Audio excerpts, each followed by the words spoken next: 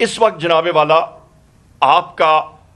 Federal minister یعنی کہ محسن نقوی جو انٹیریئر منسٹر ہے اس وقت، اس نے واضح طور پہ آن ریکارڈ ہے، آپ پریس کے ساتھیوں نے کور کیا تھا کہ ڈی چوک ہم لوگ 5 منٹ میں کلیئر کر دیں گے، اور انہوں نے کیا۔ اور انہوں نے کس کے ساتھ کیا؟ انہوں نے امریکن اور برطانیہ کے جو ہتھیار دیے گئے تھے پاکستان کو 9/11 کے بعد دہشت گردی کی جنگ میں، ان رائفلز کو جس پہ آپ کی M60 light machine gun 7.62 into 51 millimetre جو rate of fire 850 bullets per minute ہے، ود نائٹ سائٹس آپ کی Remington 700 7.62 into 51 millimetre sniper rifle with night sights آپ کی آرکٹک 7.62 into 51 ملی میٹر، یہ کیلیبر ہے اس کا ود نائٹ سائٹس، یہ برطانیہ سنائپر رائفل، یہ وہ رائفلز ہیں جو استعمال کی گئی ہیں۔ اور اس کی زندہ مثال یہ ہے جناب والا کہ جس وقت تیمور خان اور میں خود ہم لوگ گئے تھے محمد ادریس صاحب شہید کی فاتحہ خوانی کے لیے، تو وہاں پہ ان کے اہل خانہ نے بتایا کہ اسٹیٹ لائف بلڈنگ جو ہے اس کے اوپر سے فائر آئے تھے، 3-4 لوگ ہمارے وہاں پہ گرے تھے، محمد ادریس صاحب گئے ان کو ریٹریو کرنے کے لیے گئے، اور ان کو پھر ہپ میں گولی لگی، اور وہ گولی، یہ گولیاں میں یہ بھی بتا دوں کہ یہ 7.62 into 51 ملی میٹر کی گولی، اس کی سپیڈ تقریباً جناب والا آپ کی ہوتی ہے آپ کی 1 کلومیٹر سے زیادہ اس کی رینج ہوتی ہے، اور یہ تقریباً 2400 فیٹ پر سیکنڈ اس کی سپیڈ ہوتی ہے، اور اس گولی کو چلایا گیا تھا تقریباً 150 گز پہ۔ تو جو رینج 1000 میٹر کی ہے وہ آپ 150 میٹر پہ چلائیں تو اس کی امپیکٹ اور طاقت کیا ہوتی ہے، اس کا پھر ایفیکٹ کیا ہوا کہ محمد ادریس صاحب کو جو ہپ میں گولی لگی تھی اس نے اس کا بلیڈر، اس کا انٹسٹائن پرفوریٹ کر دیا تھا، ان کو ڈیمیج ہوا تھا، وہ سرجری ان کی ہوئی، پر وہ ان سرجری کی زخموں کی تاب نہ لا سکے اور وہ شہید ہوئے۔ اسی طرح میرے اپنے حلقے میں ایک ہمارا ساتھی عمران عباسی صاحب، ان کو کندھے میں رائٹ سائڈ پہ گولی لگی تھی اور نیچے پیٹ سے نکلی تھی، آپ خود لگائیں اس گولی کی طاقت کتنی تھی۔ تو یہ وہ چیزیں ہیں جو آپ کے سامنے ہم لوگ فیکٹس کے ساتھ بتا رہے ہیں۔ 13 شہداء ہمارے ہیں، ہزاروں لوگ جو ہیں وہ زخمی ہوئے ہیں، وہ زخمی جو ہیں وہ کہیں پہ سامنے نہیں آئے کیونکہ FIRs لانچ ہوتی ہیں تو وہ آتے ہیں، اور یہ بات کرتے ہیں کہ جی امریکہ میں کورٹس نے کانگریس پہ جن لوگوں نے حملہ دعویٰ بولا تھا تو ان کو ٹرائی کیا تھا، وہ ملٹری کورٹس نہیں تھے، وہ ان کی سویلین کورٹس نے کیا تھا۔ یہاں پہ جناب والا یہ میری چند آپ کے سامنے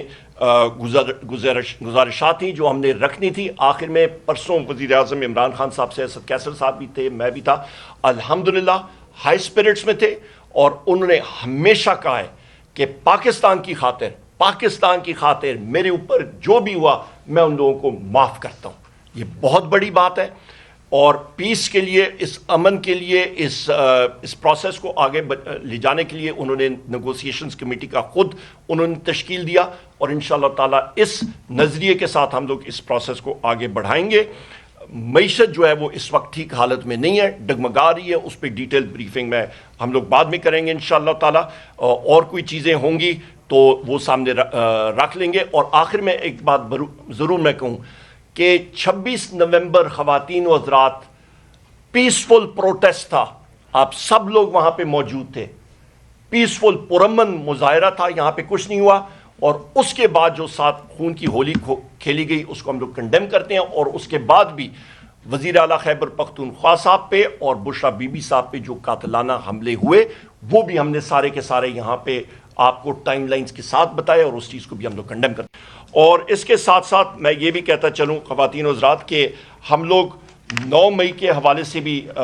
بات کرتے ہیں، 9 مئی اور 26 مئی کے حوالے سے مختصراً میں بات کروں گا کہ 9 مئی اور 26 مئی کا ہماری 26 نومبر اور 9 مئی کے حوالے سے میں معذرت چاہتا ہوں، 26 نومبر اور 9 مئی کے حوالے سے کہ ہماری مذاکراتی ٹیم کا ایک یہ ڈیمانڈ بھی ہے، اولین ڈیمانڈز میں ہے کہ ان کے اوپر آپ کے کمیشنز بیٹھیں، انڈیپینڈنٹ جوڈیشل کمیشنز ہو کہ دودھ کا دودھ پانی کا پانی ہونا چاہیے،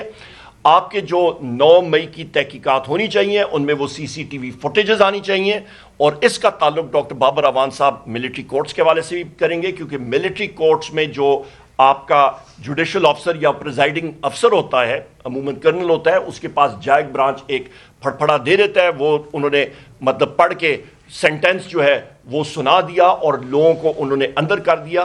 ڈیفنس کو وہ رائٹ نہیں ہوتا کہ وہ جا کے ان چیزوں میں جا کے دیکھے, اور انشاءاللہ تعالی یہ چیزیں آپ کی ہائی کورٹ میں اور سپریم کورٹ میں اوورٹرن ہو جاتی ہیں, اور اس پہ ہمارے اسیران میں, جن میں حسان نیازی صاحب ہیں اور باقی اور سارے ہمارے اسیران ہیں جن کو یہ سزا ہوئی ہے, اس چیز کو ہم لوگ ملٹری کورٹس کو کنڈیم کرتے ہیں. یہ ٹرائیکوٹمی آف پاور کے اگینسٹ ہے کہ ملٹری جو ہے وہ آرٹیکل 7 میں, آپ کا میں بریفلی بتاتا ہوں, آرٹیکل 7 میں اسٹیٹ کیا ہوتی ہے. آپ کی نیشنل اسمبلی, سینٹ, آپ کی مرکزی فیڈرل حکومت, آپ کی صوبائی حکومتیں, صوبائی اسمبلیز, آپ کے وہ ادارے جو ٹیکس عائد کر سکتی ہیں, فوج, کوسٹ گارڈ, پولیس, یہ سارے کے سارے ذیلی ادارے ہیں.